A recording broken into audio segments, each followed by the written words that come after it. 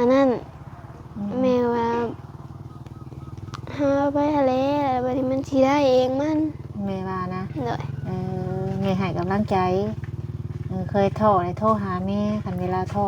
โดยแม่ละให้กำลังใจบัดนี้โดยแบบได้แม่ให้กำลังใจอดเอาสู่ต่อไปแบบนี้หั่นแหละจากมือหนึ่งเขาสิได้คือหมู่สิบ่โดยเคยคิดท้อทุกคนเนาะล่ะเนาะโดยคิดว่าชีวิตเฮาบ่คือหมู่สิบ่อ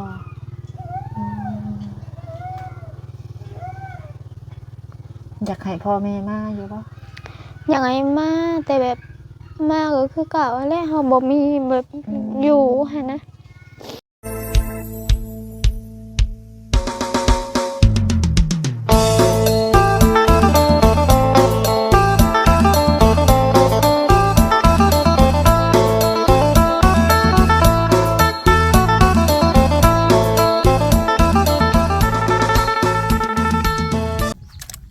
พี่น้องไอ้ร้อนจากน้องเพิ่นมาเตเยไข่หมดแดงน้ำอิ่มแต่ว่าแม่นกินข้าวดอกพี่น้องไอ้กินอีหยังอีล่ะต้มมี่โดยกินต้มมี่โดยต้มมี่เป็นรักบ่โดยบ่อยากข้าวบ่โดยกินต้มมี่กินจักฮ้อกี่นี่ห่อนึงอิ่มนะห่อเดียวก็ได้โดยอิ่มว่าซั่นน้ำใส่ก็มีบ่ห้องน้ำเด้ห้องน้ำบ่มีโอ้ไปเข้าห้องน้ำสีเขียวบ่หรือไปเข้าเพื่อนไม่เฒ่าบ่ไปเข้าขอเข้าเพื่อนไม่เฒ่าโอ้ไปขอเข้าอยู่เพื่อนไม่เฒ่าแล้วป่ะเราบ่มีห้องน้ำอันนี้น้องสะจะว่าล่ะน้องสะไม่ใหญ่น้องสะไม่ใหญ่แต่ว่ากินน้ำกันปูปลาก็ได้ปล่อยปลาใส่เพิ่นเพิ่นแล้วก็กินกันตะกี้นะอยู่เพื่อนนั่นไม่เฒ่าบ่ตะกี้อ่ะโดยเพื่อนไม่เฒ่าก็เลยแม่พาออกมาเฮือนบัดนี้ออกเฮือนเลยออกเฮือนแล้วก็มาอยู่เฮือนปุ๊กได้จักปีแล้วเจ้าจักบ่นี่บ่ฮู้บ่จื้อหลายปีแล้วตั้งแต่ยังน้อยพุ่นแหละ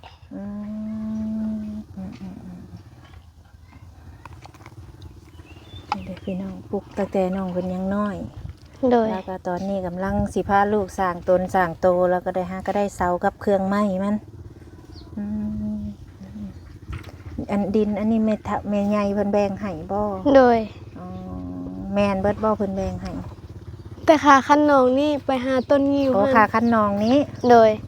ไปพุ่นต้นงิ้วพุ่นโดยขานองนี่บ่แม่น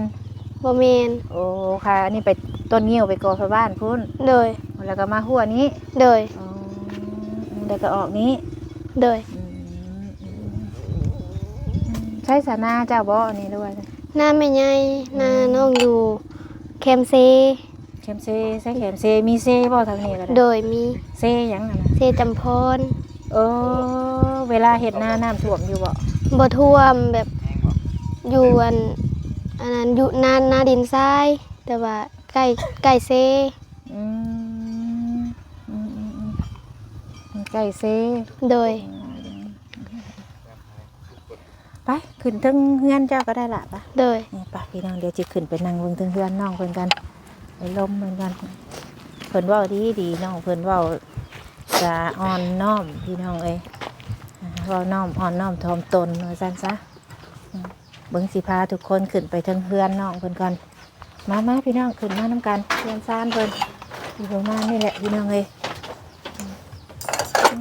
นี่แหละใส่กุญแจไว้โอ้เป็นกระฟากบ่โดยทางในกับกระฟากเบื่อเป็นไม้แป้นโอ้ทางในเป็นไม้แป้นโดยนั่งลงอ่ะโอ้ทางในนี่เป็นไม้แป้นโดยตรงนี้เป็นฟากโดยครอบครัวเจ้าทั้งเบิดนะ5 คนบ่โดยโอ้พ่อเจ้าอายุจักปีพ่อเจ้าพ่ออายุ40พ่อน่ะ40โดยแม่น่ะ30ปลายโดย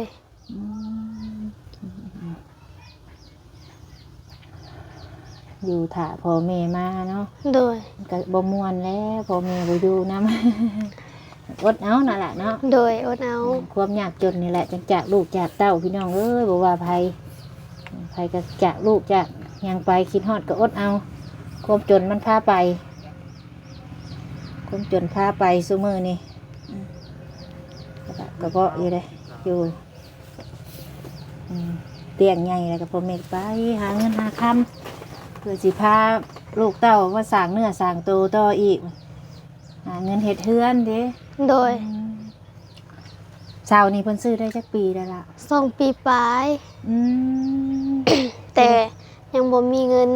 อืม สิจ้างเขามาอันตั้งให้เทื่อแหละก็ไปหาแบบนี้แหละ หาไว้โฮมไว้ โดย ไม่นะฮะก็ซื้อปีนี้บ่ โดย โอ้เราได้เทื่อละอย่างเพิ่นหาเงินแบบได้ตัวใหม่นี่ล่ะ เพิ่นไปไทย โอ้ไปไทยพร้อม โดย โอ้ เพิ่นไปไทยอันไป2 คนผัวเมียแล้วก็ซื้อได้เสาแล้วก็จังได้ไม้มาละมาบ้านมานี่มาบ้านเลยมาเฮ็ดนาเด้มาเฮ็ดนาแล้วบัดนี้แล้วเขาวแล้วน้ำเพิ่นก็ไปปลากระเพไปหาเงินมาอันตั้งเฮือนอีก อืม แต่ก็ยังบ่ฮู้ว่ายามใดดอกสิได้ตั้ง คอยเก็บไปเทื่อละอย่าง โดย อืมอืมตอนเพิ่นไปไทยเจ้าก็ไปนำบ่ ไปอยู่น้ำเพิ่นบ่โดนก็มาแบบอันมาอยู่น้ำน้องนี่แหละ อืม คิดฮอดน้องเด้ ตอน น้อง ไป มี นั่น 2 คน โอ้แม่น่ะไปแบบบ่ได้เอาน้องไปนำ โดย ไปเฮ็ดงานยังอยู่ไทยนะ เฮ็ดงานบ้าน แม่เจ้าอันไหน โดย พ่อได้ซะ น้ำกัน พ่อก็เฮ็ดงานบ้าน โดยเป็นคนสวนพอ โอ้อยู่ในเฮือนในสวนเพิ่น โดย เพิ่นไปได้จักปีล่ะ ไปปีหนึ่งปีปลายนี่แหละ อืม แล้วก็มา เพิ่นมาในช่วงใด ช่วงสีอันเฮ็ดนา บ่ช่วงสิลงนาเดือนหก โดย โอ้ได้มาได้ก็เลยได้ไม้เส้นนี้ โดย อืมเราก็บ่ได้อยู่บ่ได้เซาได้พี่น้องดิ้นรนเราก็ได้อยากได้เฮือนว่าซั่นซะอืมทุกคนก็จะมีเฮือนมีซ่านเนาะมีซ้ำนี่มันก็อยู่ได้บ่อยู่ได้อยู่แต่มันก็หลังบ่ใหญ่พี่น้องเอ้ยอืมเพิ่นแล้วก็ไปหาเงินไปเก็บกาแฟ โดย ไปกับหมู่บ่เก็บกาแฟหรือว่าไปแต่สองคนเพิ่น ไปกับหมู่ไป อืม ไปกับหมู่นี่แล้วก็แบบไปพ่อหมู่อยู่พุ่นหลายคน อืมเจ้าก็คิดอยากไปน้ำเพิ่นอยู่บ่ อยากไปแต่มันยากน้ำน้องภูเขาโรงเฮียน อืม น้องผู้นี้ก็เขาโรงเฮียนอยู่บ้าน อ๋อเขาเฮียน ก็ อยู่ เลย บ้าน บ่ได้ เลยบ่กล้า ไป ปะน้อง โดย แม่ก็บ่ให้ปะน้องไว้สิบ่ โดย อยู่น้ำน้องเนาะก็สิไปอยู่น้ำแม่เฒ่าเฮือนแม่เฒ่ากับคนหลายบ่ หลาย อืมคนหลายว่าซั่นจุเจ้าน่ะนอนนี่สองคน โดย เฮาก็บ่อยากปะเฮือนเฮาเนาะ โดย อืม ป้าบ่ได้และเขาก็อยู่ในตาราง เข้าอยู่ในตารางยังจักซอบเข้า ยังสิปลาย ได้จักซอบปีนี่ ปีนี้ได้20 สอบปีกายนี้ ได้น้อยปีกายนี้ได้10 ปลาย โดปีนี้ได้หลายกว่าปีกาย โดย เออ แต่ก็บ่กุ้มกินทุกปี บ่กลมกิน โดย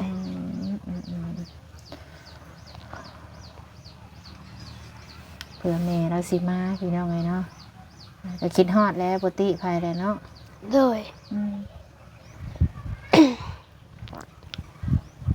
แฟนซานร้านแฟนน้องเพิ่นก็ยังดีที่ว่าพ่อแม่อยู่พร้อมหน้าพร้อมตากันเนาะล่ะเนาะ โดย แต่น้องเพิ่นก็เป็นคนขยันนะพี่น้องบ่อยู่ละล่านะปกติเด็กน้อยซ้ำนี่น่ะสิบ่หาได้นี่ไข่มดดอกมดแดงนี่บ่คิดอยากนอนอยู่ซื่อๆบ่ล่ะ บ่แบบนอนอยู่ซื่อๆก็นอนได้แต่แบบ มันอยากไปหาแบบเคยไปแล้วเนาะอยู่ละล่าก็บ่ได้ อืม แบบถ้า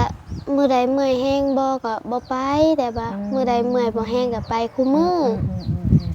ไปคู่มือ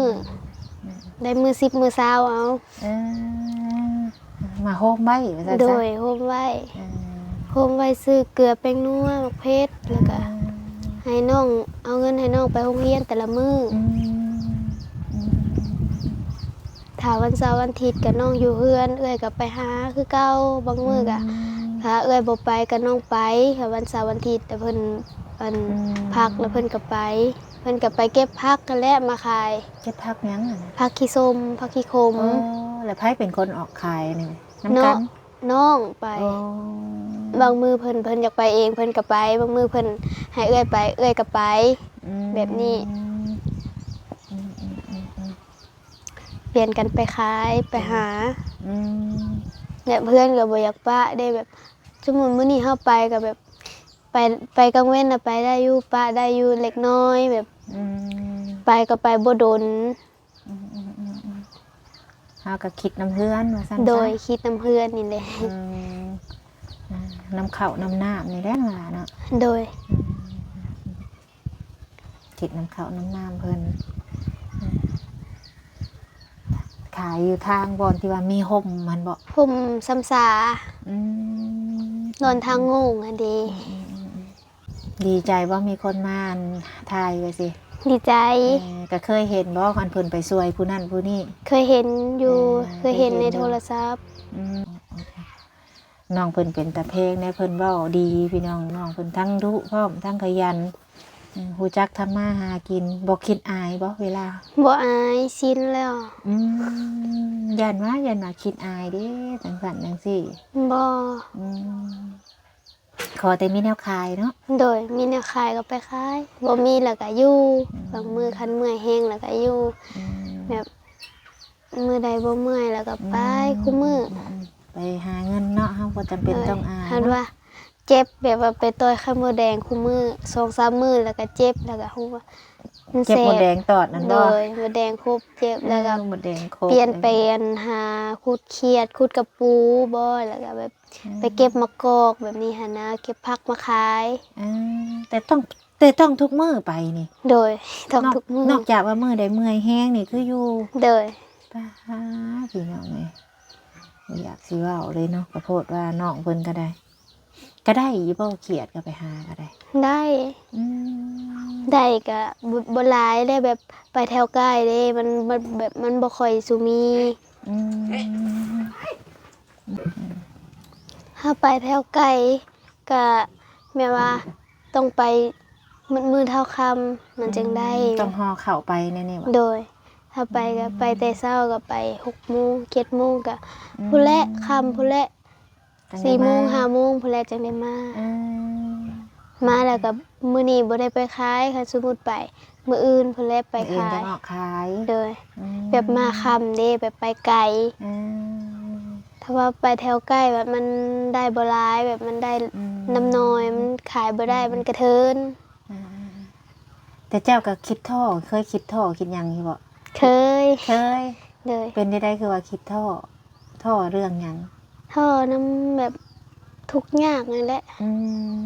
มอืมอืมอืม หายังก็ได้บ่หลาย อืม ก็เลยคิดท่อแล้วก็ อืมอืม โทรลมน้ำแม่แล้วก็แบบอันนั้น อืม แม่ว่าหาไปทะเลแล้วบัดนี้มันสิได้เองมัน แม่ว่านะ เลย แม่ให้กำลังใจเคยท่อเลยโทรหาแม่คันเวลาท่อ โดย โอ้แม่ละให้กำลังใจบัดนี้ โดย แบบได้แม่ให้กำลังใจ คนเอาสู่ต่อไปแบบนี้หั่นแหละ จากมือหนึ่งเขาสิได้คือหมู่สิบ่ โดย อ๋อเคยคิดท่อทุกคนเนาะล่ะเนาะ โดย คิดว่าชีวิตเฮาบ่คือหมู่สิบ่อ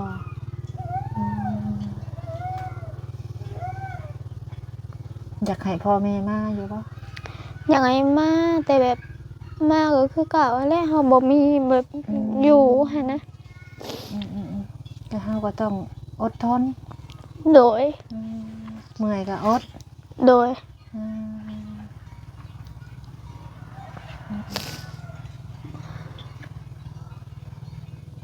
ท่อยังแพงที่สุด ถ้าแบบบ่มีคือหมู่แบบว่าแห้งที่สุดก็แบบคือบ่มีเฮือน คิดว่าเฮิงบ่ได้เด้สิได้เฮือนคือหมู่สิบ่ โดย แบบเพื่อนหลังเก่ามันก็แบบล่มพัดมาแห้งคือมื้อนั้นน้องก็ตกใจมันแห้งเด้แบบคือเฮือนสิล่มนี่นะ ก็เลยคิดว่าจังซั่น โดย แต่ว่าแม่ให้กำลังใจ โดย อืม แม่ให้กำลังใจว่าอดเอาสู่ไปหั้นแล้วว่าติ โดยเฮ็ดจังได้เฮาบ่มีแม่ว่าแนวนี้ อืมแม่ให้กำลังใจเนาะล่ะเนาะ โดย สู่แล้วล่ะเด้อ โดย น้องเพิ่นก็เคยท้อคือกันพี่น้องเอ้ยเฮ็ดจังไดเนาะชีวิตคนเฮา โดย มาจากมื้อหนึงก็สิผ่านไปดอกล่ะเอ้ยเจ้าก็ยังคิดว่าแม่ให้กำลังใจพ่อแม่ยังดูน้ำเฮาก็ถือว่า เจ้าก็ยังว่ามีผู้นำพาเนาะ โดย ก็สู่ไปลูกเอ้ยเดี๋ยวก็ได้เองดอกว่าตอนนี้ก็มีเสาแล้วก็มีไม้แล้ว โดย ตอนนี้เพิ่นก็พ่อแม่ไปหาเงินเพิ่นก็โฮมไว้ โดย เพิ่นเว้าไว้ว่าเพิ่นสิมาซื้อหยังได้เงินบาทนี้เพิ่นเคยเว้าไว้บ่ ว่าสิซื้ออันแห่ทรายแล้วก็ดินซื้ออันแบบตั้งเสาไว้ก่อนถ้ายังบ่มีเงินแบบเฮ็ดเรือนเลยหันนะ แบบได้เงินได้สิซื้อแห่ทราย โดย ซื้อบล็อกสิบ่ โดย กะเตรียมไว้ โดย เอาไปเทื่อละขั้นตอน โดย อันนี้เพิ่นล่มกันไว้บ่ โดย เพิ่นว่าคันได้เงินมาบัดนี้ได้สิซื้อแห่กับทราย โดย พอจะบ่ลม แม่ เพิ่นลมกันติได้ โดย เงินเมื่อบัดนี้ได้ซื้อแห่ทรายไว้ โดยน้องถามแม่ว่าถ้าได้เงินมานี่น่ะสิซื้อหยังไว้แม่แล้วว่าสิซื้อทรายแล้วก็สิจ้างคนมาอันตั้งเสาให้แบบนี้เล็กตั้งไว้แล้วก็บ่ฮู้ว่ายามใดอีกแหละสิได้อันขึ้นอยู่แบบนี้ฮะ เอาตั้งเสาไว้ซะก่อน โดย เก็บตั้งเสาไว้ซะก่อนความฝันของเพิ่นก็เฮือนได้พี่น้องเสา15ต้นไม้แล้วนี่งามไม้ เพื่อนแล้วก็อันอยากได้ไฟผ้าแล้วก็ ยังบ่ได้มีไฟฟ้าบ่ โดย ใส่ ต่อ น้ำไผซะลูก ใส่น้ำแม่ใหญ่ ไม่ได้ ดึงมาแต่น้ำใหญ่ โดย ยังบ่มีไฟฟ้ายังใส่น้ำใหญ่ โดย เวลาเป็นเดือนในเสียน้ำเพิ่นสิบ่ เสีย เดือนเท่าได้เสียน้ำใหญ่ เดือนบางเดือนค่ะแบบมันค่าไฟบ่แพงก็แบบถ้าเดือนละเซนปลายก็แบบออกน้ำเพิ่นก็50 อ๋อ นี่ ถ้าแบบเดือนใดเซน5เซน6ก็ออกกันคนครึ่ง อืม เดือนใดนั้นเซน2-3 พันนี่เพิ่นก็ให้ออกแต่50ปลายมันเพิ่นกระจาย อ๋อซอยกันออกเฮาใส่ โดย น้ำเพิ่นเนาะ โดย ทั้งพ่อใหญ่แม่ใหญ่นี่เพิ่นก็ดีเนาะ โดย เพิ่นกับเฮาก็อุ่นน้ำเพิ่นนี่แหละเนาะ โดย พ่อแม่บ่อยู่ก็พอได้เพิ่นอยู่ใกล้เฮาว่าซั่นซะ โดย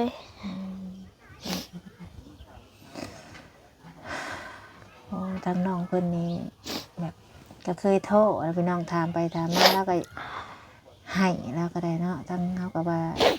ก็ให้กำลังใจน้องเพิ่นพี่น้องสบุญก็มามื้อแรกมาหาทางน้องเพิ่นนี่ก็มาให้กำลังใจน้องเพิ่นแวะมาเยี่ยมยามถามข่าวว่าความเป็นอยู่จังไดหั่นน่ะเคยเห็นแต่ในคลิปหลายๆช่องที่เขามาเนาะผู้มาหาเพิ่นแรกอะลุงเฮิงกับเบาลี่อะนะนี่ได้บ่อนนอนน้องเพิ่นกับบ่อนนี้ได้นี่บ่อนนี่แหละพี่น้องบ่อนนี่นะคือพ่อแม่ว่าล่ะเดี๋ยวนี้นะ โดย พ่อแม่อยู่ตู้เย็นนี่เจ้าเป็นคนหาเงินซื้อเอง โดย เก่งแม่น่ะหาเงินซื้อตู้เย็น ยามดำนาก็ไปรับจ้างจนเท่าเขาแล้วแบบเขาแล้วเมื่อทุกคนเลยแบบจังมาดำนาเองแบบ พ่อก็ไปแม่ก็ไปบอก ไป3 คน ไปแต่แม่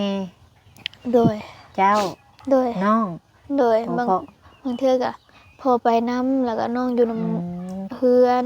คันว่าไปพ่อไปแต่น้องต้องอยู่ โดย โอ้แบบไปเบิดทุกคนเลย โดย มื้อเท่าไดเพิ่นจ้างทางนี้ พอมือแสนปลาย ไปจนเขาเจ้าแล้วแล้วจังมาเฮ็ดของเจ้าของบัดนี้ โดย มาแล้วก็มาซื้อน้ำมันเฮ็ดหน้าเจ้าของหรือ โด ว่าย รถอันนี้เป็นรถอันชุมเจ้าเองบ่ โดยรถเองแบบพอกับแม่หาเงินซื้อ เพิ่นหาเงินได้รถไทยพอได้เฮ็ดหน้า โดย หน้านั่นบ่หลายบ่จังได้ซาว โบราณน่าสิไปให้ หรือว่า ซับซาวเบิดแล้วบ่รวยยังบ่ สับสาวบ่แล้ว โอ้คงสำนั้น โดย โอ้เพิ่นซื้อเองบ่หรือว่าพ่อใหญ่แม่ใหญ่แบ่งให้ แม่ใหญ่แบ่งให้ โอ้ซับซาวเบิดบ่มีหมองเฮ็ดออกต่ออีกแล้ว บ่มีแล้ว อืมเราก็หาเงินพอได้รถไถแล้วรถไถกับรถไถมือสองมาจักว่า โดยมือสอง ซื้อได้จักปีอะค่ะ 3 ปีแล้ว อืม 3-4 ปีแล้ว แบบไปหาเงินอยู่ไทยมาแล้วเราซื้อเอา ตอนนั้นนะหาเงินอยู่บ้าน โอ้ ตอนซื้อรถไถ แสดงว่าพ่อแม่เจ้าก็เก่งอยู่เลยหาเงินนี่ก็ โด ได้ ยแบบหาเก็บย่อยไว้หั่นแหละห่อโฮมไว้หั่นแหละแบบไปแย่ไข่มดแดงเพิ่นอยู่บ้านก็คันยามมดแดงคันยามให้ยามนาก็ไปรับจ้าง เกี่ยวข้าว เกี่ยวข้าว ดำนา ดำนาโดย ถือว่าเก่งพี่น้องเลยหายากไรที่ว่าตามที่ไปถ่ายคลิปมานี่ อันนี้เล่าน่ะเล่าหาด้วยลำแข้งลำขาของเราพอได้เอารถไถมาไถให้ไถหน้านี่เสาเงินเราก็ได้เราได้เงินเนี่ยแล้วก็มาซื้อไว้ได้เงินมาแล้วก็ซื้อไม้นี่ความฝันของเรามาอีกนี่ก็สิซื้อเฮกับซ้ายความคิดของเรานะเพิ่นไปเก็บกาแฟนี่เฮ็ดเป็นเดือนหรือว่าเมาอีหล่ะ เหมาเก็บรายวันเอา อ๋อเคยถามเพิ่นอยู่บ่ว่าเพิ่นเก็บได้แบบใดแต่ละมื้อ ได้อยู่แบบนั้น100 โล100ปลายแบบนี้หั่นนะ เป็นกิโล โดย แล้วเขาเจ้าไล่ให้นี่ได้เป็นกิโล โลหนึ่ง3,000 โอ้100 กิโลโลละ 3,000 โดยบางมือก็บ่ฮอด100 โล ก็ได้มื้อ300,000แน่บ่แม่นบ่ โดย 100 กิโลนี่เนาะ โดยบางมือก็บ่ฮอดโลบ่ฮอดร้อย ก็แล้วแต่บางมื้อเมื่อยก็บ่ได้เนาะ โดยแบบเก็บกับเพกลางเด้ อืมบัดข้าวน้ำได้เพิ่นซื้อให้หรือเฮาซื้อกินเอง ข้าวน้ำมาถือแต่บ้านเอาไป โอ้เอาไปแต่บ้าน โดย ไปหนึ่งไปกินนั่นกินเองเฮา โดย ก็แต่ไปท่านได้มาจักเทื่อบ่ ยังทามาบัดเดียวแบบเก็บกับเพแล้วเพิ่นจังมา เอาไปลายเลยเขาค่ะ โดย เพิ่นเอาไปจักซอบเพิ่นเอาไปกิน เอาไปสอบหนึง ซีเอาว่า โดย โดยเอ้าพี่น้องเอ้ยมื้อนี้มาหาทางน้องขวัญบ่พ่อน้องสาวเพิ่นซ้ำเราไปโรงเรียนเนาะ โดย จังใดกับพี่น้องให้กำลังใจน้องเพิ่นเนี่ยเด้อเนาะขยันกระดอกกระเดี่ยพี่น้องเอ้ยหายากได้เด็กน้อยแบบนี้ ครอบครัวแบบนี้ เพิ่นเอิ้นว่าครอบครัวขยันเด้นี่ครอบครัวที่ขยันที่สุดที่แบบว่าที่กำลังที่สิสร้างเนื้อสร้างตัวกำลังสิเฮ็ดเฮือนเฮ็ดซ่านว่าซั่นซะเขาเอิ้นว่าผัวพร้อมเมียเพียงพุ่นน่ะ โด ครอย บครัวที่ขยันลูกก็บอกฟังความพ่อแม่ก็ดุอีกจักหน่อยก็ได้ดอกข้อยคิดว่าได้อยู่ดอกเฮือนซ่านเจ้าสิพ่อแม่ขยันปานนี้เนาะ โดย อ้าวซั่นจังใดเดี๋ยวมื้อหน้าแม่สิมาแวะเล่นน้ำใหม่เด้อ โดย ข้อยซื้อแม่บุญเด้อ โดย เจ้าก็เอิ้นแม่แหละเพราะว่าเจ้าก็ลูกน้อยกว่าลูกข้อยอีก โดย 17 ปีพี่น้องผู้ดีเป็นตาแพงผู้ดีกำลังสิเป็นสาวสิไปไสต่อมื้อนี้ บ่ได้ไปไสมื้อ พั นี้ ก อยู่ ผ่อนเนี่ยเนาะ โดย พักผ่อนซะอีหลายสั้นๆเดี๋ยวแม่ไปเด้อ โดย มื้อหน้าสิมาใหม่เด้อล่ะเด้ โด อย สบาย สบายดี ดีโดยฮะพี่น้องเลยแวะมาหาทางน้องขวัญเพิ่นโอ้ยเนาะน้องเพิ่นเว้าจาดีดีพี่น้องเลยฟังแล้วก็อันนี้แหละเพิ่นเอิ้นว่าคนเว้าน้อมถ่อมตนเนาะพ่อแม่ก็ดุพากันไปหาเงินหาค้ำกำลังสิมาเฮ็ดเฮือนเฮ็ดซ่านพี่น้องเลยโอ้ยความฝันของเพิ่นก็มาวันนี้ก็สิซื้อดินแห่ทรายเพิ่นน่ะพี่น้องเนาะสะบุญก็มาเป็นครั้งแรกมื้อแรกมื้อนี้จังได๋สำหรับคลิปนี้สะบุญก็สิขอตัวลาพระจากไปก่อนพี่น้องฝากพ่อแม่พี่น้องติดตามแล้วก็ให้กำลังใจในเด้อเนาะสำหรับคลิปนี้ลาพระจากไปก่อนสำบายดี